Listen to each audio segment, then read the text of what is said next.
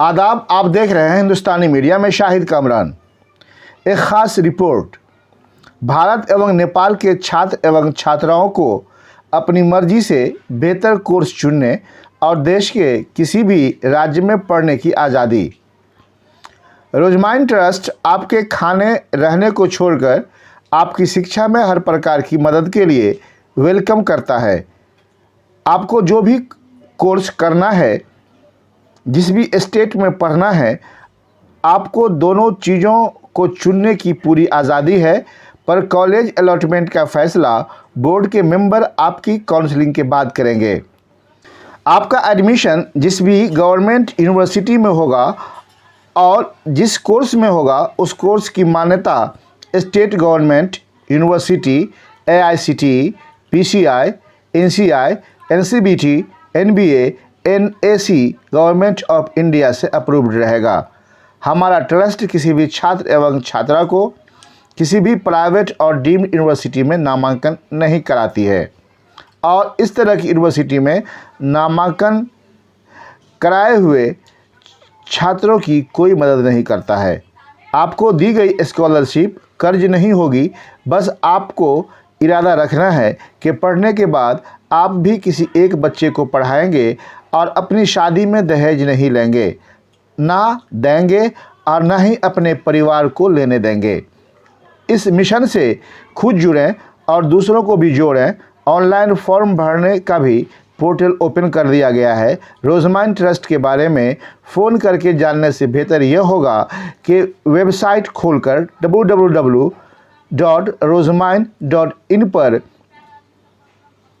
जानकारी हासिल करें। YouTube वीडियो देख लें, शायद फिर आपको सवाल न करना पड़े।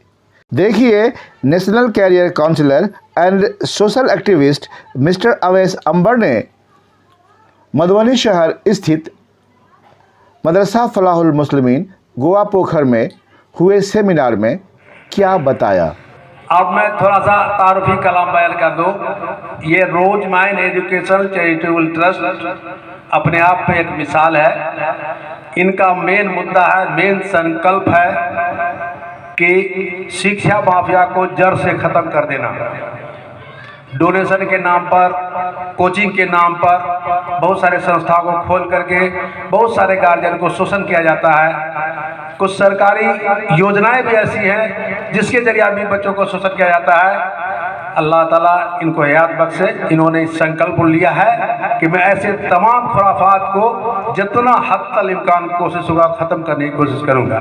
इनका मेन मुद्दा है कि जो बच्चा पढ़ने वाला है, वो बच्चा अगर मैट्रिक में 50% से कामयाब है तो डिप्लोमा कोर्स बिहार के बाहर वो ले सकता है, या जो बच्चा इंटरमीडिएट 50% से पास है, वो बच्चा MBBS और IIT को छोड़ करके बाकी तमाम टेक्निकल कोर्सेज में, हायर एजुकेशन में, BEd में, जनरल एजुकेशन में, इंस्टीट्यूशन में रह के पढ़े। इनको ये सारे चीज़ ट्यूशन फी या क्या कहते हैं एडमिशन फी, ये सर्विस के नाम पर वहन करते हैं। इन्हीं के बारे में पूरा डिटेल बताएंगे। मैं अब वक्त को ख़त्म करते हुए अपनी बात ख़त्म करता हूँ और जनाब अवैस अंबर साहब से गुजारिश करूँगा कि अपनी बात रखें। अस्सलाम वालेकुम वरहमतुल्लाहि वबरकातुहू। औज़ुबिल्लाहि मिनश्शैतानिर्रजीम, बिस्मिल्लाहिर्रहमानिर्रहीम। रब्बि इश्रह ली सदरी वयस्सिर ली अमरी वहलुल उक़दतम मिन लिसानी यफ़क़हू क़ौली। मोहतरम हज़रात, ये जो प्रोग्राम के सिलसिले में आपसे बातचीत के लिए एक मजमा लगाया गया है, इसका जो मकसद है वो तो मैं बताऊंगा। उससे पहले इस संस्था के बारे में, इस ट्रस्ट के बारे में थोड़ी सी जानकारी मैं शेयर करूंगा ताकि आप तक बात पहुंच सके और आपको आसान ज़ुबान में समझाया जा सके कि ये काम क्या है। इस ट्रस्ट का नाम है Rozmine educational and charitable trust. Trust का जो काम है वो है 10वीं के बाद और 12वीं के बाद जब कोई बच्चा हायर एजुकेशन में इनरोल होना चाहता है पढ़ना चाहता है तो उसके सामने जो चैलेंजेस हैं वो बहुत सारे हैं। उन चैलेंजेस को कम किया जाए। और वो 2 चैलेंजेस हैं वहाँ पे 10वीं के बाद 12वीं के बाद। एक चैलेंजेस आते हैं कि वो कैसे हायर एजुकेशन की सीट पे पहुँच पाए। उसके लिए हज़ारों तरीके के एग्ज़ाम्स फेस करने पड़ते हैं बच्चों को, उनकी तैयारियां करनी पड़ती हैं। और दूसरा चैलेंज तो ये है कि जब वो बच्चा उन सारे एग्ज़ाम्स को निकाल लेता है तो उसके सामने दूसरा जो बड़ा चैलेंज है वो ये है कि वो उस पर्टिकुलर कॉलेज की फीस कहाँ से जमा करे। ये 2 वजह हैं। अब इस पूरे देश में हिंदू, मुसलमान, सिख, ईसाई, किसी भी जाति, किसी भी धर्म के बच्चे के साथ ये प्रॉब्लम है। लेकिन आज चूंकि ये जो मदरसे का आंगन है, प्रांगण है, तो यहाँ जो माइनॉरिटी की भीड़ ज़्यादा है, तो ये माइनॉरिटी की तरफ मैं इसको थोड़ा सा ले जाना चाहूँगा कि आज से चंद साल पहले सच्चर कमेटी की बेंच के रिपोर्ट में ये कहा गया कि हमारी जो हालत है मुसलमानों की, वो दूसरी SC ST बिरादरी से भी बहुत बुरी है। ये बहुत पुराना फैसला है, ये बहुत पुराना रिकॉर्ड है। अभी की रिकॉर्ड उससे भी ज़्यादा ख़राब है। अगर आप साइकिल बनवा रहे हैं किसी से, पंचर बनाने वाले से पूछिए तो मोहम्मद कलीम बताएगा अपना नाम, मोहम्मद सलीम बताएगा। मोटरसाइकिल वाले पंचर दुकान पे पहुंचिए, आप टायर वाले पंचर दुकान वाले से पूछिए मत उसको नाम, बस सलाम कर दीजिए, वो जवाब दे देगा आपको। जो कौम दूसरों की रहबरी करने आई थी, वो कौम पंचर दुकान पे पहुंच चुकी है और बाकी सब लोग शेरवानी पहन करके राउंड टेबल पे पॉलिटिकल भाषण दे रहे हैं। कोई उनके पास जरिया नहीं है, कोई एक रास्ता नहीं है कि उसको कैसे हम लोग दिशा दे सकें, कोई एक रास्ता जनरेट कर सकें। और जब कोई दानिश्वरों की भीड़ लगती है तो उसमें बातें होती हैं कि हम सर सैयद के प्रोग्राम को कॉपी करने चाहिए, हमें स्कूल्स बनाना चाहिए, हमें जो है हायर एजुकेशन के लिए कॉलेजेस तैयार करने चाहिए, यूनिवर्सिटीज़ तैयार करनी चाहिए। ये सब बकवास बातें हैं। ये सारे वो ख्वाब हैं जो कभी पूरे नहीं होने। ये सारे वो ख्वाब हैं जो सिर्फ टेबल पे, आप जितनी भी मीटिंग में आपका एक्सपीरियंस रहा होगा कि जितनी भी मुसलमानों की ख़ास तरीके की जो मीटिंग रहती है उसमें कबाब और बिरयानी के बाद वो घर तक पहुंचकर ख़त्म हो जाती है। वो टेबल से उठकर बात ख़त्म हो जाती है। प्रैक्टिकल कोई प्रोग्राम हमारे पास नहीं है। सर सैयद साहब ने जब स्कूल की कल्पना की, वो वक्त और था। मैंने बहुत सारे, जब भी कहीं कोई प्रोग्राम होता है तो लोग मुझसे पूछते हैं कि स्कूल में आप क्यों नहीं काम करते, स्कूल के बच्चों से शुरू करना चाहिए। मैं ये दावे के साथ कर सकता हूँ कि इस सरकार में और पिछली सरकार में जो कुछ भी स्कूल के लिए किया है वो इतना कुछ काफ़ी है, इतना अच्छा है कि कुछ करने की ज़रूरत नहीं है। उसको इम्प्लीमेंट को एग्जीक्यूशन में लाने के लिए आपका भी मेहनत होना ज़रूरी है, तभी कोई स्कूल तरक्की कर सकता है। जैसे मैं एग्जांपल देता हूँ कि आप बच्चे को DAV में पढ़ा रहे हैं, ये आपका शौक हो सकता है, आपकी ज़रूरत नहीं है। DAV में जो बच्चे को पढ़ाने वाला टीचर है, उसकी जो तनख्वाह है, उस तनख्वाह को पूछेंगे आप तो बोलेगा 20,000 रुपये की उसको तनख्वाह मिलती, 25,000 की तनख्वाह मिलती है। लेकिन आपके मोहल्ले में जब इस सरकार ने स्कूल खोले हैं, उसमें आपकी चाची की, मौसी की, आंटी नौकरी भी करती हैं, रिश्तेदार भी हैं आपकी, और उनकी तनख्वाह जब आप पूछेंगे तो वो तनख्वाह 50,000 से ज़्यादा की है। तो एक 50,000 की रकम पाने वाला टीचर क्यों बेहतर नहीं है 20,000 की रकम पाने वाले टीचर से? ये तो एग्जीक्यूशन का सब्जेक्ट है, इम्प्लीमेंट। हम लोग क्या चाहते हैं?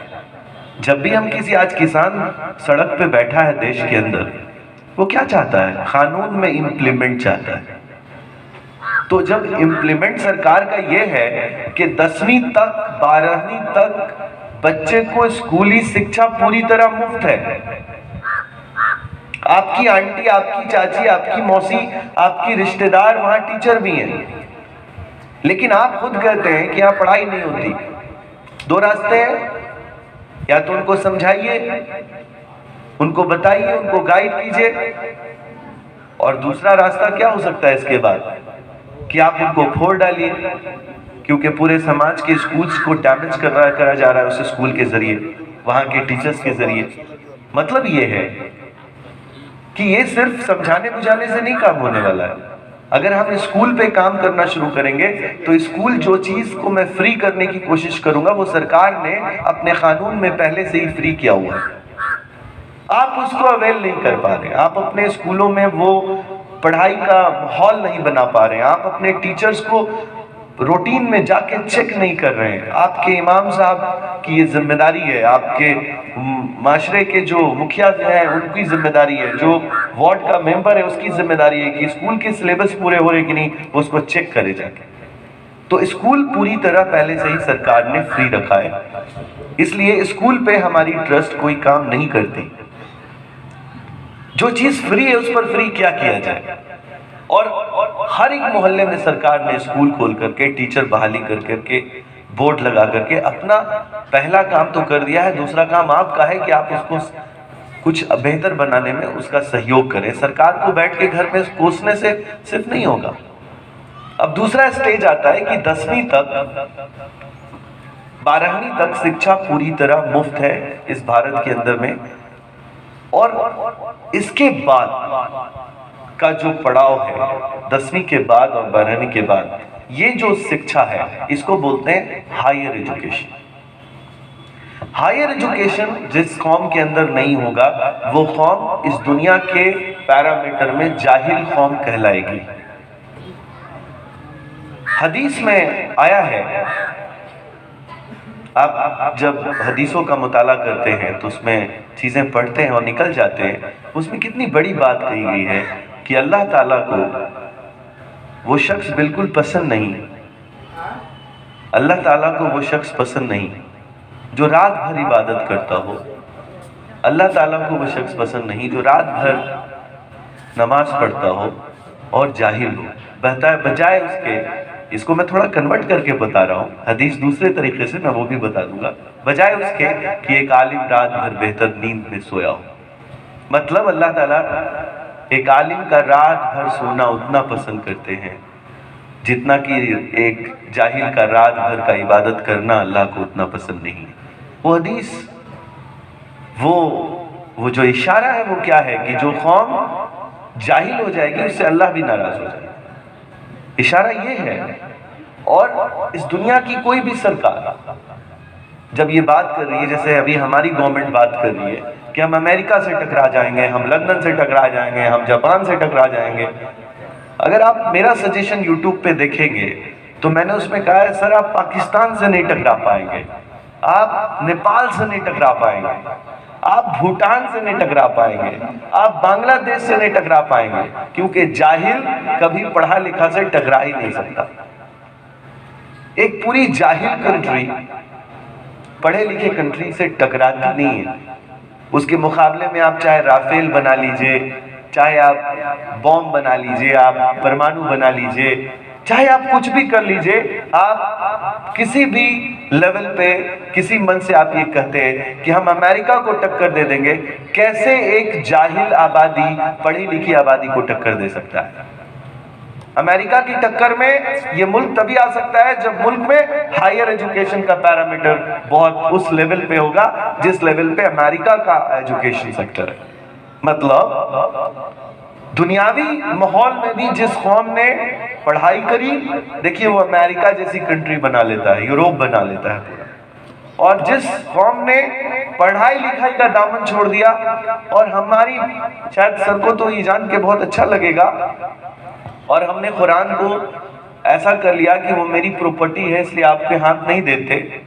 इनको भी देना चाहिए, इनको भी समझना चाहिए कि अल्लाह ताला ने जब आयत नाजिल की तो सबसे पहली आयत में उन्होंने जो नाजिल किया सर, वो ये कहा कि इक़रा बिस्मि रब्बिकल लज़ी खलक़, पढ़।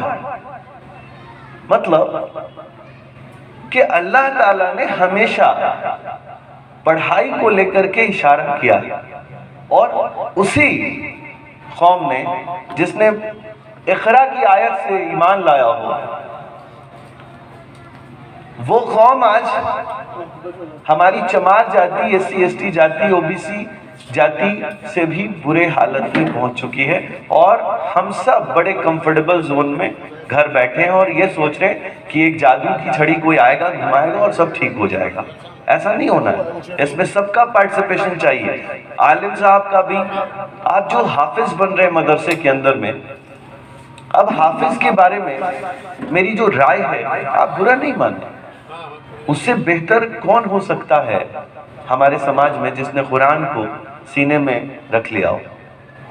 लेकिन आप उसकी इज्जत करते कितनी, मस्जिद तक, मदरसे तक, आप उससे बहुत तपाक से मिलते हैं। अरे हाफिज साहब अस्सलाम वालेकुम वरहमतुल्लाहि वबरकातुहू, बहुत अच्छे इंसान है हाफिज साहब, लेकिन उसी हाफिज को अपनी कोई बेटी, वो इंसान जो डॉक्टर हो, इंजीनियर हो, वो देना नहीं चाहता। तब वो बात कर रहा होता है कि अच्छा हाफिज साहब और क्या क्या किए हुए हैं दुनियावी माशरे में, आपका क्या क्या रोल है, जरा बताइएगा। आप इज्जत सिर्फ मस्जिदों तक करते हैं, आपकी रिश्तेदारी सिर्फ मस्जिदों तक है, आपकी रिश्तेदारी सिर्फ मदरसों तक है, खानदानी रिश्तेदारी आप उनसे नहीं करते, जबकि आपको ये पता है कि उससे बेहतर पाक साफ मिजाज का लड़का नहीं हो सकता। क्या प्रैक्टिकल फॉर्मेट है हमारा सोच का। हम इतना बड़ा मदरसा जरूर बनाया, हर पढ़ने वाले बच्चे को इज्जत की निगाह से देखते हैं, लेकिन उसको अपने घर का दामाद या अपने घर की बहू नहीं बना सकते। तब हम उससे ये पूछते हैं कि मैट्रिक पास है, ग्रेजुएशन कर चुके हैं आप, अच्छा कुछ नोट वोट कमा लेते हैं कि नहीं। और ज्यादातर ये फॉर्मेट हमें गुर्बत की तरफ से ले जाए।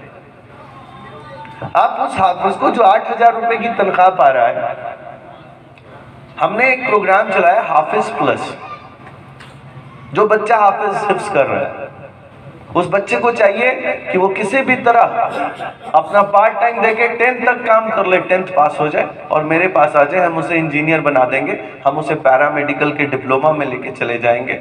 इसलिए मैं ये बात आपको कह रहा हूं कि आप दीनी माशरे के अंदर में तब फेल हो जाते हैं, दीनी माहौल आपके सीने में है, आपके कपड़े में, आपके लिबास में, आप दीनदार हैं, आप 5 वक्त नमाज पढ़ते हैं, बहुत अच्छी बात है, और आप कोई कमाल नहीं करते, आप पर फर्ज है, ये आपको करना है, चाहे आप कोट पहने हो तब भी करना है, चाहे आप शेरवानी पहने हो तब भी करना है, कुर्ता पजामा में हो तब भी करना है, ये आप पे फर्ज है, आप अपना फर्ज पूरा कर रहे हो। साथ ही साथ आपने कुरान को पूरा हिफ्ज कर लिया है, लेकिन आप सोचिए आज जो हमारा माहौल है, हमारा जो माशरे का जो सिस्टम है, वो उस पर हम लोग को इस मदरसे से इस पैगाम को पूरी दुनिया तक पहुंचाना चाहिए, इस पर एक विचार करना चाहिए कि हम जिस हाफिज साहब को, जिस इंसान को इतनी टफ बुक, एक बार में वो पूरी बुक को रट लेता है और पूरी बुक उसके सीने में आ जाती है और उसके दिमाग में आ जाती है, उसके टैलेंट का अंदाजा लगाइए। अगर हम उसको इसी मदरसे से, इसी माशरे से उसको थोड़ा टेक्निकल पार्ट टाइम बढ़ा करके, हर मदरसे के अंदर आजकल सिस्टम भी बहाल हो रहा है इसको लेकर के, यहाँ भी शायद होगा, तो हम लोगों ने आपके लिए प्रोग्राम बनाया हाफिज प्लस।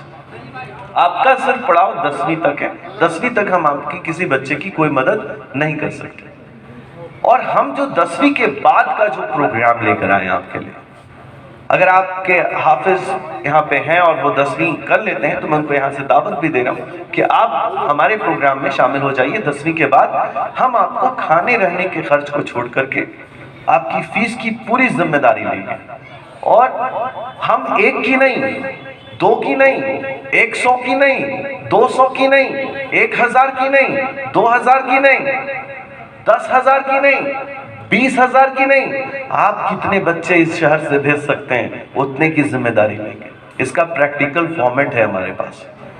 आप बिल्कुल, इस बात को मैं दावे के साथ कहता हूं, पहले आप हमारा इसी जिला से बच्चा जो पढ़ रहा है उसके घर जाइए और मुलाकात कीजिए, YouTube पर लिखिए कि बच्चा पढ़ रहा है कि नहीं पढ़ रहा है।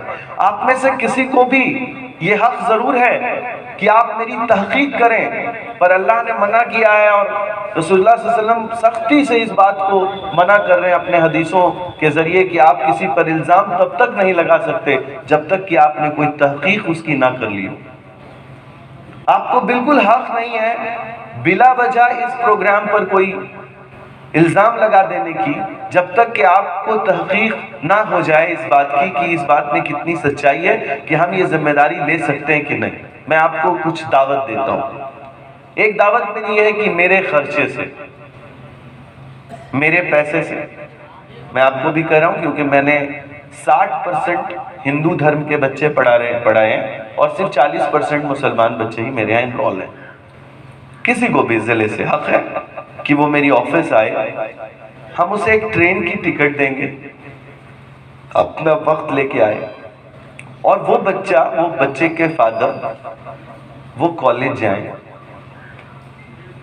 वो हर माशरे का इंसान जो जिम्मेदार है वो कॉलेज जाए और 2-3 दिन मेरी दावत खाए, 2-3 दिन वहां रहे गेस्ट हाउस के अंदर और सारे बच्चों से मुलाकात करे जो बच्चे वहां पढ़ रहे हैं, उनके माँ बाप से फोन पे कांटेक्ट करे, उन बच्चों से पूछे कि वो कितनी रकम जमा करते हैं। जब वो पूरी तसल्ली कर ले 100-200 बच्चों से मिलने के बाद, तब वो मेरी बारे में आकर किसी को गवाही दे। मैं इस दावे के साथ इस दावत को दे रहा हूं कि अगर किसी को इस दावत को कबूल करना है, वो बिल्कुल हक रखता है कि पटना आए, वो मेरे पैसे से कॉलेज जाए और वो वहाँ रहे और फिर उन बच्चों से मुलाकात करे और फिर जब मुलाकात करके आ जाए तब वो अपने घर के बच्चे को हमारे इस प्रोग्राम से जोड़ सकता है। इस प्रोग्राम का मिशन हायर एजुकेशन में एनरोलमेंट है।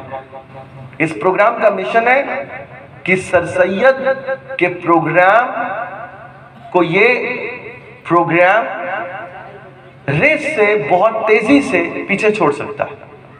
मैं फिर से बोल रहा हूँ, सर सैयद साहब का प्रोग्राम बहुत पुराना, संजीदा, अच्छा, डायनामिक था, वो वक्त के लिए सही हो सकता है, ये वक्त के लिए नहीं है।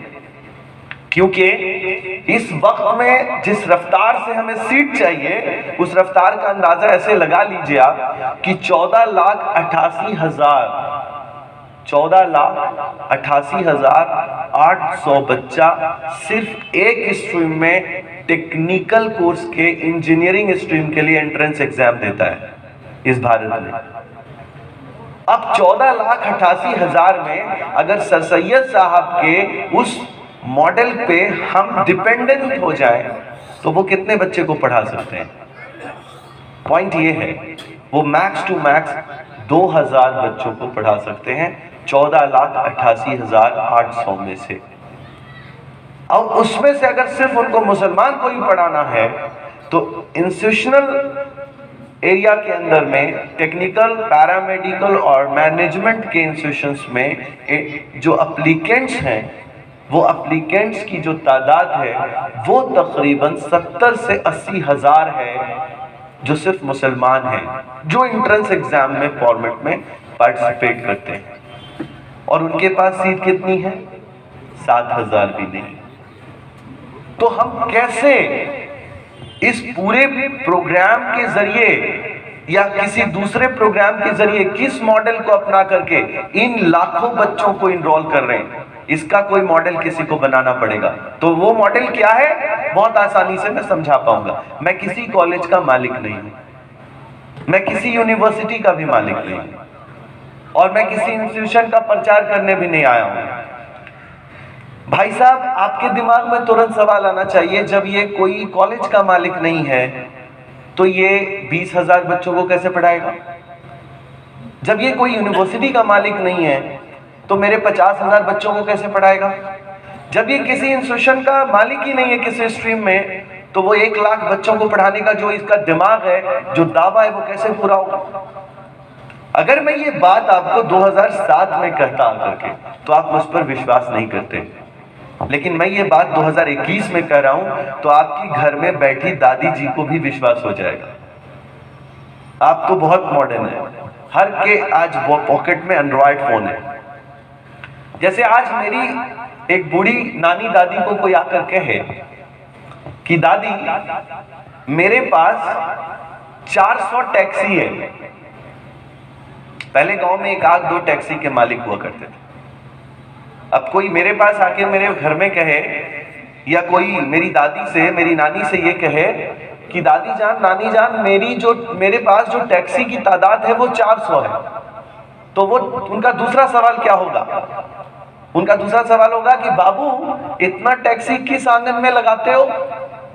देखो, वो देसी लोग, देसी सवाल, देसी बात, साफ सुथरी सी बात, उनको आंखों से दिखने वाला बात चाहिए। तो वो दूसरा आदमी बताता है कि दादी जी, हम कोई टैक्सी अपने आंगन में नहीं लगाते, लोग लोन लेकर, टैक्सी लेकर ड्राइवर के साथ आते हैं और मेरे साथ एग्रीमेंट कर लेते हैं, हम अपना एक स्टैंप लेके बैठे हैं, हम उस टैक्सी पर ठोक देते हैं, और वो टैक्सी पर जो आदमी बैठता है वो मोबाइल से बुक करता है उसको, और पैसा हमारे अकाउंट में आ जाता है। दादी जी कहेंगे हम समझ गए, तुम हमको बूढ़ा समझ रहे हो या पागल? कहीं ऐसा होता है क्या? क्यों? क्योंकि उनको इस ओला के बारे में नहीं पता, उनको उबेर के बारे में नहीं पता, उनको क्लियर ट्रिप के बारे में नहीं पता। प्लेन इंडिगो का है, प्लेन इंडिगो का है,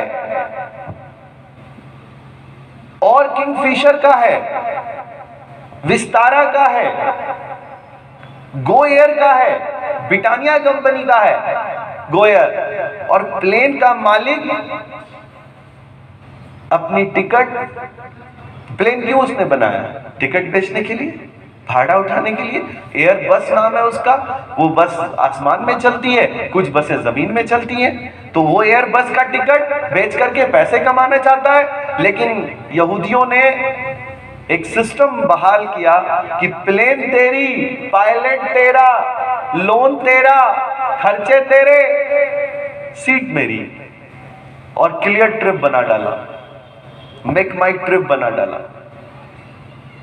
और सारे प्लेन पर बैठने वाले व्यक्ति, शायद इनमें से कोई कभी इंडिगो के काउंटर से जाके टिकट लेता हो।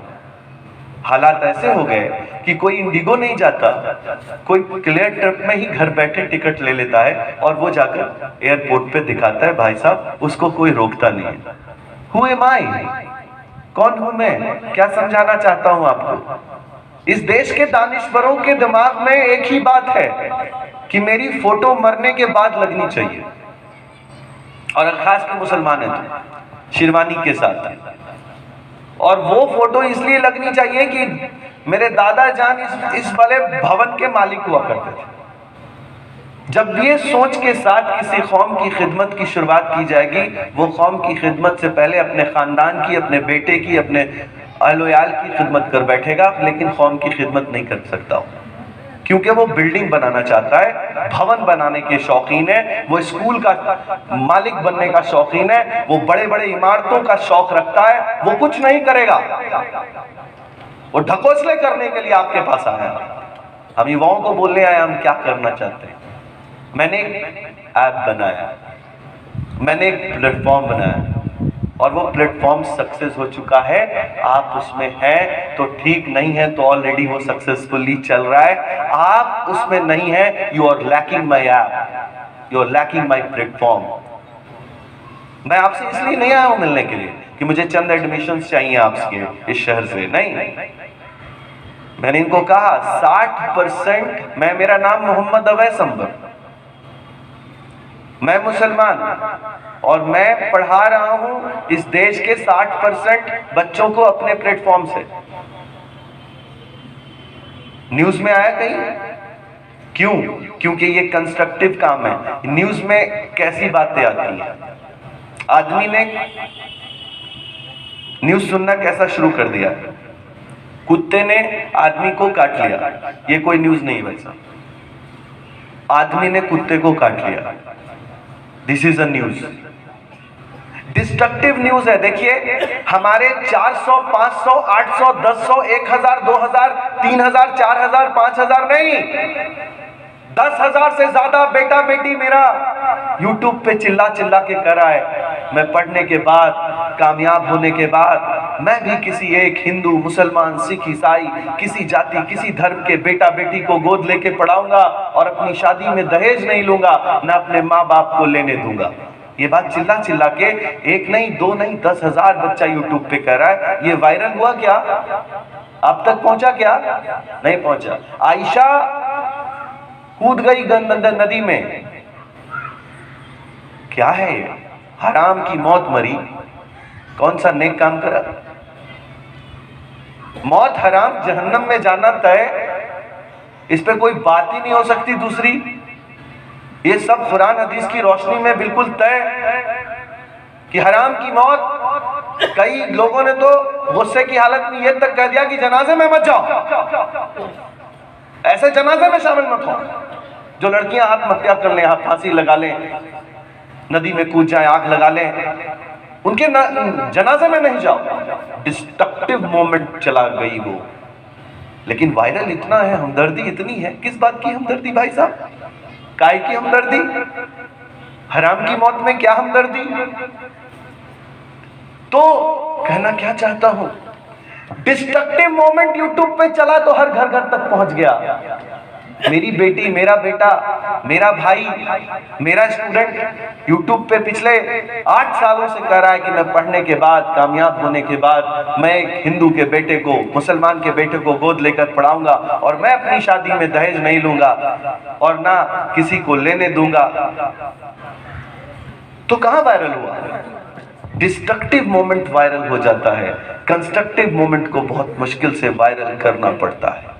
कंस्ट्रक्टिव मोमेंट है ये रोज माइंड का प्रोग्राम। इस रोज माइंड के प्रोग्राम के जरिए हम फिर से वहां आ जाते हैं कि हमारा कुछ भी नहीं, यूनिवर्सिटी नहीं, पर हमने यूनिवर्सिटी से मुआहदे किए कि तुम्हारी सीट कितनी है, तुम कौन सी यूनिवर्सिटी हो, तुम कॉलेज कौन से हो। आपको मैं अपने बारे में थोड़ा सा बताना चाहूंगा ताकि आप बहुत आसानी से इस बात को समझ जाएं। मेरे इस कॉन्सेप्ट से क्या फायदा हुआ? बिहार के नीतीश कुमार मुखिया हैं, मुख्यमंत्री हैं, बहुत शक्तिशाली व्यक्ति हैं, बहुत ताकतवर व्यक्ति हैं। मैं रिकॉर्डिंग में बोल रहा हूं। उनके पास बिहार में 5 इंस्टीट्यूशंस हैं या 6 इंस्टीट्यूशंस हैं बीएससी नर्सिंग की, जो आईएनसी से अप्रूव्ड है। ताकतवर व्यक्ति है वो, शक्तिशाली है। कितने इंस्टीट्यूशंस हैं? सिर्फ 6। और बिहार की आबादी कितनी है? 12 करोड़ प्लस। 12 करोड़ प्लस के लिए एक कॉलेज में सीट की संख्या कितनी है? 100 भी नहीं। तो टोटल 5 में कितनी हुई? 500 भी नहीं। टोटल सीट 400 के अंदर में है। ये नीतीश कुमार जी की ताकत है। इस मेहनत की ताकत ये है, जाके इंटरनेट पे देख लीजिएगा। जो डेटा मैं पेश करता हूं वो बहुत सटीक होता है और सही होता है। 5 से 6 कॉलेजेस हैं, 400 के अंदर में सीट है। आईएनसी की वेबसाइट पे जाना है, आईएनसी अप्रूव्ड यानी nursing approved colleges in Bihar, INC approved colleges in Bihar लिखना है, पीडीएफ आ जाएगा। बिहार में 5 कॉलेजेस हो। कहना क्या चाहता हूं, इस कॉन्सेप्ट से क्या हुआ? पंजाब से मुझे 500 सीटें मिल गई, हरियाणा से मुझे 200 सीटें मिली, राजस्थान से मुझे 200 सीटें मिली, बैंगलोर से मुझे 1000 सीटें मिल रही थी, लेकिन उनमें से 70% सीटें आईएनसी से अप्रूव नहीं थी, धोखेबाजों की थी, चोर चोट्टों की थी, मैंने नहीं ली। ओरिजिनल सीटें ली 300। हमारे पास सीट की संख्या पहुंच गई 800 प्लस। ये कॉन्सेप्ट की ताकत है। जब एक शुरुआत अच्छे से करेंगे तो चीफ मिनिस्टर भी अपने प्रोग्राम को सही से चला रहा है कि नहीं, ये बात आपको तब पता चलेगी कि कॉन्सेप्ट अपने आप में अगर आपका खूबसूरत है और ताकतवर है तो आप डिलीवर कर सकते हैं। और ये डिलीवर करने के लिए काफी कुछ कहने के लिए है कि एक पूरी राज्य के पास जितनी सीटें हैं उसकी 4 गुना सीटें हम लाने के कंडीशन में। ये प्रोग्राम की ताकत है, मतलब जो राज्य की ताकत है। आईएनसी की बात कर रहा हूं मैं। अब इंजीनियरिंग की बात कर लीजिए। इंजीनियरिंग में हमारे पास पूरे बिहार के अंदर में तकरीबन 40 कॉलेजेस हैं, इंस्टीट्यूशंस हैं, टेक्निकली डिप्लोमा और इंजीनियरिंग को मिलाकर। इनकी टोटल संख्या जब आप देख लेंगे इनरोलमेंट की पूरी टोटल संख्या, तो हर कॉलेज में मैक्स टू मैक्स 410 420 सीटें। इसकी आधी सीटें खाली हैं बिहार के अंदर में, इनरोलमेंट में आधी की आधी सीटें खाली हैं, 50% डेटा खाली पड़ा हुआ है। अब आप बिहार के कॉलेज के मौलाना आजाद इंजीनियरिंग कॉलेज के मालिक से जाइए और बोलिए कि आधी सीटें कितनी में दोगे, आप अपनी कीमत पे वो सीट खरीद लीजिए जाकर। अब दूसरा मौलाना आजाद इंजीनियरिंग कॉलेज बनाने के लिए पीछे क्यों पड़े हैं आप? तो ये कॉन्सेप्ट पर हम लोगों ने अभी तक तकरीबन 11,000 एमओयू में सीटें साइन कर ली हैं। 11,000, और 11,000 का मतलब समझिए पहले कि एक मौलाना आजाद इंजीनियरिंग कॉलेज के अंदर में 410 सीटें, तो 11,000 में कितना मौलाना आजाद इंजीनियरिंग कॉलेज समा गया? और सिर्फ इंजीनियरिंग नहीं है, पैरामेडिकल्स है, फार्मा है, एमबीए है, इंजीनियरिंग है, बीबीए है, बीसीए है। आप पूछे क्या नहीं है, तो नहीं है सिर्फ एमबीबीएस। एमबीबीएस छोड़कर लगभग सारे कोर्सेज मेरे पास हैं। तो मैं क्या चाहता हूं आपके साथ कहना, बहुत कम लफ्जों के साथ, बहुत कम वक्त लेते हुए, कि कोई कॉलेज नहीं है, पर सारी कॉलेजों में जो मुआहदे हुए हैं आपके लिए हैं, वो गिफ्टेड सीट है आपके लिए मेरी तरफ से, कि कोई भी शहर का बेटा बेटी को जाके कहिए कि वो पढ़ना चाहता है तो उसको 1 रुपए की कोई फीस किसी तरह के ट्यूशन फीस में नहीं देनी होगी, सिर्फ खाने का और रहने का खर्च उसको देना होगा। वो रहने खाने का खर्च उठा ले तो हम उसको पढ़ाने को तैयार हैं। लेकिन आप बोलेंगे कि सर जो खाना रहना भी नहीं दे सकता, कि आप उसको पढ़ाने का कोई जरिया ढूंढ रहे हैं? अगर वो मुसलमान है, अगर वो मुसलमान है तो उसको ये पता होना चाहिए कि इस देश की सरकार ने भूमियार के साथ, राजपूत के साथ, पंडित के साथ, खान के साथ, पठान के साथ जो किया है वो उस कॉमन मुसलमान के साथ नहीं किया है। सरकार साथ है मुसलमान की। मैं बीजेपी का आदमी नहीं हूं, प्लीज मेरे कमेंट्स बीजेपी के बारे में आप देख सकते हैं। मैं सही और गलत के बारे में बात करने आया हूं। मैं अगर कांग्रेस के बारे में भी था तो मैं तब भी बोलता था कि सरकार के इंप्लीमेंट्स को एग्जीक्यूशन की सही जरूरत है। आपको मैं फिर से कहना चाहता हूं, सरकार ने आपके नाम से मोमा स्कॉलरशिप चलाया है। सरकार ने मोमा स्कॉलरशिप चलाया है और मोमा स्कॉलरशिप की रकम है 35,000 से 40,000, 35,000 से 40,000 प्रति ईयर। और खाने की रकम का खर्च क्या है? 4,000 से 5,000, यानी 48,000 से 60,000। अगर 48,000 से 60,000 रुपया का खर्च है और 40,000 रुपया सरकार दे रही है, तो इससे ज्यादा की मदद की क्या उम्मीद लगाते हैं आप गवर्नमेंट से?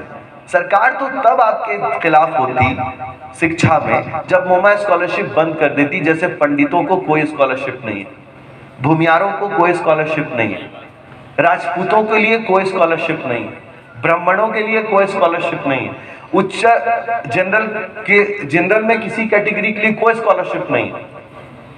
तो आपको ये समझना होगा कि आपका हक और पैसा अच्छा है। मौलाना साहब, आपको जानना बहुत जरूरी है कि दानिश्वर कब बोरा बिठा के बैठ रहा है। जब उसको जलेबी खाना है पूरी के साथ गरम गरम, तो खूब सारी बातें भौकाल, भौकाल समझते हैं? भौकाल समझते हैं? भौकाल बना, भौकाल हम लोग गांव में बोलते हैं कि कोई आदमी बहुत भौकाल बना रहा है बेवजह। वो कैसे बनाता है सो देखिए। जैसे उसने कह दिया हो पूरे इशारे में कि अरे भाई कांग्रेस की सरकार ने तो स्कॉलरशिप में 10 रुपया कम कर दिया, और फिर बीजेपी ने तो 20 रुपया कम कर दिया, और फिर यहाँ से ऐलान, वहाँ पर्ची, जुमे की नमाज के बाद हजरात एक जरूरी ऐलान की तरफ मुतवज्जा हो, माशाअल्लाह आप सब जरूर आए।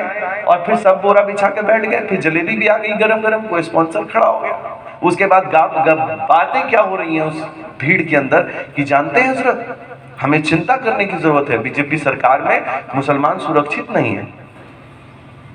भैया हम यहूदियों के बीच में सुरक्षित थे, हमको कौन छेड़ रहा था? आज हम कहे असुरक्षित हो जाएंगे?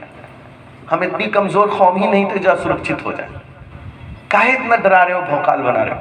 तो उन लोग सब जब जमा हुए बैठ गए और उन्होंने बातें क्या की कि जानते हैं स्कॉलरशिप बंद हो गया है, कितना परसेंट जानते हैं? 5%। इस पे बातें हो रही हैं। 5% कम कर दिया, ये तो बहुत गलत सरकार है। अरे भाई साहब, मैं आपसे एक सवाल पूछता हूं, ये मेरा छोटा भाई है, ये मेरा छोटा भाई है, मैंने इसको 100 रुपए दिए, इसने 100 रुपए में 20 रुपए खर्च किए, फिर मैंने इसको दूसरे दिन 100 रुपए दिए, फिर इसने 20 रुपए खर्च किया, फिर मैंने इसको 100 रुपए दिए, फिर इसने 15 रुपए खर्च किया, फिर मैंने 100 रुपए दिए, इसने 14 रुपए खर्च किया, फिर मैंने 100 रुपए दिए, इसने 13 रुपए खर्च किया, मैंने एक दिन इसको 50 रुपए दे दिया। गलत किया क्या? गलत किया? अरे मेरा भाई भी होता तो मैं ही करता। पहले मैं 100 देता था, ये 20 ना खर्च कर पाए, 30 ना खर्च कर पाए। सरकार में जो बैठा इंसान है वो मेरा पेरेंट्स है, मेरा गार्जियन है। वो हुकूमत में बैठा इंसान, चाहे वो कांग्रेसी है, चाहे बीजेपी है, चाहे वो किसी पार्टी का है, किसी पॉलिटिक्स का है, उसने आपको पहले 100 रुपया दिया था और 100 रुपए में आप 20 रुपया खर्च नहीं कर पा रहे थे। आपकी पूरी आबादी, पूरी ताकत लगा करके भी आप 20 रुपया खर्च नहीं कर पा रहे थे। फिर उसने आपको दूसरे साल भी 100 दिया, फिर उसने तीसरे साल भी 100 दिया, फिर उसने 60 साल बाद भी 100 दिया। आप खर्च नहीं कर पाए, तब उसने क्या किया? आपको 70 रुपया दे दिया। अगर मैं होता प्रधानमंत्री तो मैं आपको 50 रुपया देता, क्योंकि मैं फैसले ऐसे करता कि यार मेरा भाई जो है 100 रुपए तो खर्च नहीं कर पाता। तो मैं निकला अब आपके बीच आया हूं कि जो पैसा खर्च करना है वो पहले से सेंट्रल गवर्नमेंट ने पारित किया हुआ, वो पैसा है, आपका है। अब आप उसको खर्च करने की बात सोचो। जिस दिन 70 रुपया में से 70 रुपया खर्च कर दोगे, हम लोग नया क्लेम लेके जाएंगे सरकार के पास कि यार 70 नहीं 71 चाहिए। लेकिन पिछले 20 साल से 70 का पैसा 20 रुपया भी खर्च नहीं हो पा रहा है, तो हम क्या कर रहे हैं? उसके लिए क्या कोशिशें कर रहे हैं? तो उसके जो कोशिश का तरीका है कि आप मुझसे गेट पास ले लो, जिसको कहते हैं एडमिशन। मैं आपको एडमिशन का गेट पास दे देता हूं, फिर मैं आपको बोनाफाइड दे देता हूं, फिर मैं कॉलेज का गेट पास जब आप दे दूंगा तो आप उसको अपलोड कर देना कि मैं अब हकदार हूं मोमा के स्कॉलरशिप का। जब आपके पास गेट पास होगा तब तो हक मांगोगे। हक ही नहीं मांग पा रहे हो क्योंकि तुम्हारे पास गेट पास ही नहीं है। तो आपको मैं गेट पास देने आया हूं। एडमिशन लो, लोगों को कहो कि खाने पीने की रकम अगर नहीं है, वो मुसलमान नौजवान से पूछो, तेरे बाल जो है हनी सिंह जैसे लग रहे हैं, तेरे जींस फटे हुए, तेरे जूते बेहतरीन माशाल्लाह, तेरे पास 10,000 का मोबाइल, घर में बेहतरीन टीवी, अम्मा जान के कान में अच्छा झुमका, शादी में चमक रहा है, सारा कुछ होते हुए ये कौम सिर्फ एक जगह कहती है पैसे नहीं है साहब पढ़ाने के लिए। अरे पढ़ाने का कहाँ मांग रहा हूं, खिलाने का मांग रहा हूं भाई साहब। खिलाने के लिए तो दे दो अपनी औलाद को। अपनी औलाद को कितने का खिला सकते हो एक दिन के अंदर? क्या खर्चे हैं रोजमाइन से पढ़ने के? एक दिन में एक बच्चा घर में रहेगा तो 30 रुपए तो खाएगा एक टाइम में। अगर वो बाहर रहता है इसी जिले के अंदर तो खाना 30 रुपए मिल जाएगा, जिले के अंदर भरपेट मिल जाएगा, 40 रुपीज में मिलेगा। हम बोलते हैं 30 रुपया, 30 को 3 से गुना कर लो, 90 रुपया, 90 को 100 बना लो और 3,000 रुपए की महीने का खर्च कर लो खिलाने का। इतने में बच्चा पढ़ लेगा, इतने में बच्चा पढ़ लेगा। 3 से 4,000 का खर्चा खाने के लिए। तो अगर कोई अपनी औलाद को खाना, अब आपने कहा खाना भी दे दीजिए आप। मैं दावे के साथ कहता हूं मदरसा चलाने वालों को ज्यादा एक्सपीरियंस है। लोग मदरसे के बारे में बुरा भला कहते रहते हैं बाहर में, लेकिन मैं दावे के साथ कहता हूं जितने लोग मदरसे के बारे में बुरा भला कहते हैं वो कमबख्त, वो नाकारे, वो हरामखोर कभी मदरसा नहीं घूमे हैं ठीक से, वो नहीं आते हैं कि कितना मेहनत से चल रहा है ये मरकज। वो बाहर से खाली अच्छा मौलाना साहब आप लोग कुछ भी कमेंट कर रहे हैं, उन्होंने कभी मदरसा के पीछे की जो दर्द है वो नहीं देखा। तो इनको बहुत बेहतर से पता है, इनको बहुत अच्छे से पता है जो बच्चे के बारे में मैं बात कर रहा हूं कि उस बच्चे को अगर मैं साहब पूरा दे दूं, खाना, रहना, पढ़ना, तो क्या होगा? अभी बच्चा मुझसे फोन पे बात करता है, जो खाना रहना खुद का खर्च कर रहा है वो बात करता है फोन पर, हेलो सर, मजा नहीं आ रहा है सर, तो हम उससे बोलते हैं हनी सिंह को नचवा दूं? मजा करोगे? मजे करने गए हो तुम कि जिहाद करने गए हो? कंगना रावत बुलाओ, मजा आएगा? नाचेगी? अरे भाई क्या तुम पूछ रहे हो फोन पे एक डायरेक्टर से, एक कॉलेज के प्रोफेसर से कि मजा नहीं आ रहा है? कुर्बानी है पढ़ाई, दुनिया का सबसे मेहनत का काम है पढ़ाई। कुदाल चलाने से ज्यादा मेहनत लगता है इसमें। पढ़ाई दुनिया की सबसे मेहनत का काम है और उसमें बहुत कुर्बानियां हैं, जज्बात की कुर्बानी है। आप इमोशंस को दाग पे रख करके अपने माँ को, बाप को, भाई को, बहन को, समाज को, दोस्त को, गर्लफ्रेंड को, बॉयफ्रेंड को छोड़ के जाते हैं भाई साहब, सीने पे पत्थर रख करके, और जब आते हैं तब तक उसकी शादी हो चुकी होती। कोई मजाक है? इतना बड़ा कुर्बानी है। और तब भी आप इस कुर्बानी को देने को तैयार नहीं हैं और फिर आप कहते हैं, फिर आप ये कहते हैं कि मैं गरीब हूं। भाई याद रखना, मेरी एक बद्दुआ नहीं दे रहा हूं, लेकिन ये बात याद रखना, जिन इंसानों ने किताबों से नाता तोड़ लिया, जिन लोगों ने, जिस कौम ने जाहिलियत के साथ रिश्ता जोड़ लिया, उनके घर कुदाल लेकर गरीबी घुस जाती है और कोड़ देती है भाई साहब। ऐसा कोड़ती है कि ना उसकी बहन बहन रह जाती है, ना उसकी बीवी बीवी रह जाती है, ना वो माशरा इज्जत के साथ, नकाब के साथ रह जाता है।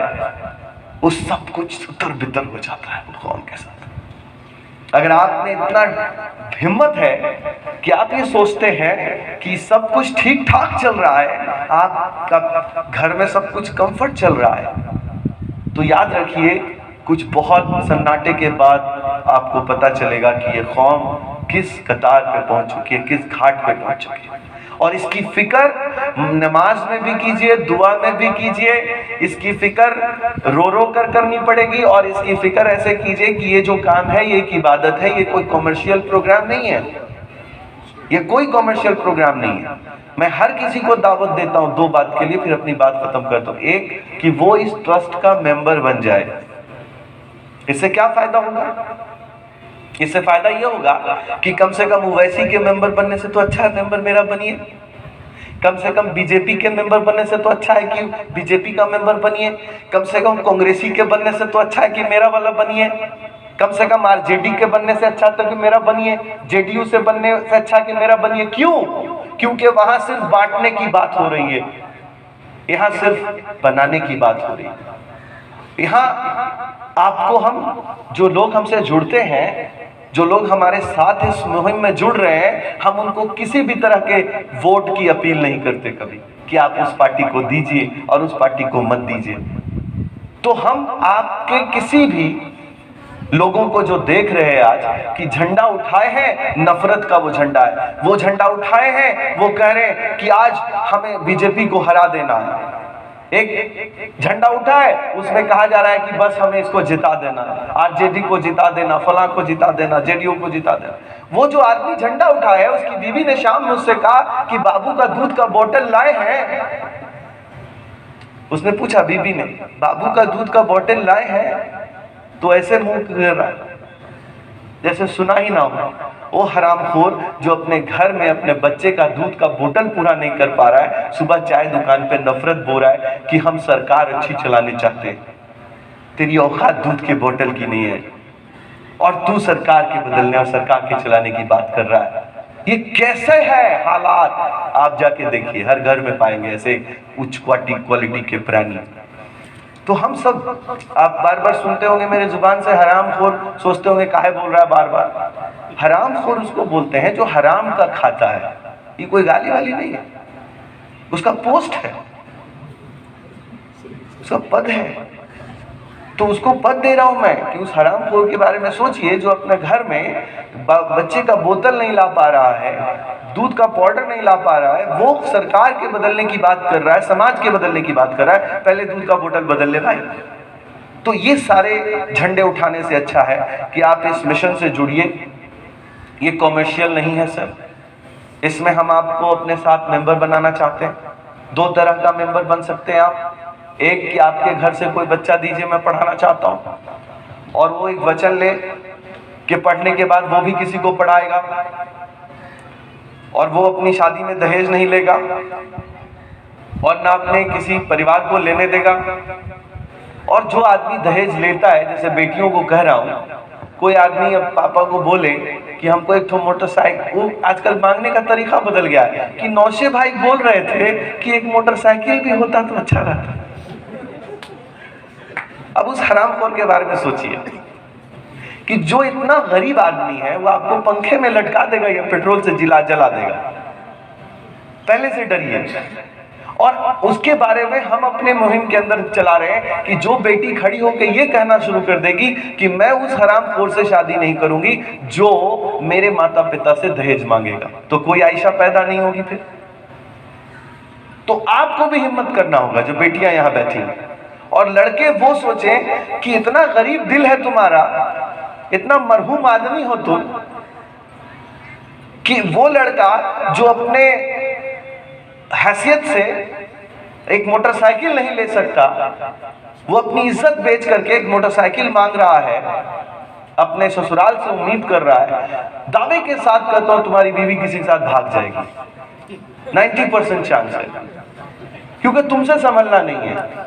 जो आदमी इतना गरीब हो, इतना कमजोर हो, इतना लाचार हो, इतना फकीर हो, उससे क्या हो सकता है, उससे क्या परिवार चलेगा। तो इस दहेज के लिए भी हम लोग एक मुहिम चला रहे हैं पिछले कई वर्षों से। आप उसके हिस्सा बनिए। मेंबर बनने का मतलब है इस मुहिम से जुड़िए। मैंने निकाह किया मस्जिद में, 9 लोग गए, निकाह करके लेके आ गए, बहुत खुश है भाई साहब, ठीक ठाक चल रहा है। इतना तामझाम कर रहे हो, घोड़ा वोड़ा पे चढ़ जा रहे हो, एक दिन बादशाह बन जाओगे क्या, राजा हो जाओगे। तो ये सब छोड़ो ड्रामा और अच्छे काम में लगो, पढ़ो, पढ़ाओ, समाज को आगे बढ़ाओ और इस मुहिम से जुड़ो। Thank you so much. अगर मुझसे कोई लफ्ज में आपको हर्ट हुआ हो, कोई गलती हुई हो, आपको कोई तकलीफ पहुंची हो, तो इसी महफिल में माफ कर दीजिए, आखिरत में पकड़ने की जरूरत नहीं पड़ेगी। माफी चाहता हूं। Thank you. आप देख रहे हैं हिंदुस्तानी मीडिया, मैं मोहम्मद शाहिद कामरान। आप हमारे वीडियो को लाइक, कमेंट और अपने दोस्तों में शेयर करें और हमारे चैनल को सब्सक्राइब करें और लेटेस्ट अपडेट के लिए बेल आइकन दबाना। नेशनल ऑप्टिकल, शंकर चौक, मधुबनी। यहाँ डॉक्टर के पुर्जा अनुसार चश्मा बनाया जाता है। नोट, यहाँ सभी प्रकार का चश्मा बनाया जाता है। Mobile number 7700896243। ग्राम पंचायत, सबका साथ, सबका विकास, सबका विश्वास।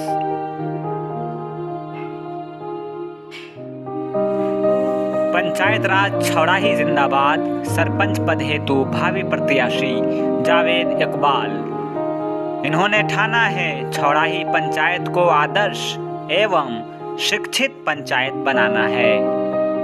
नई दृष्टि, नई सोच, वोट फॉर जावेद इकबाल।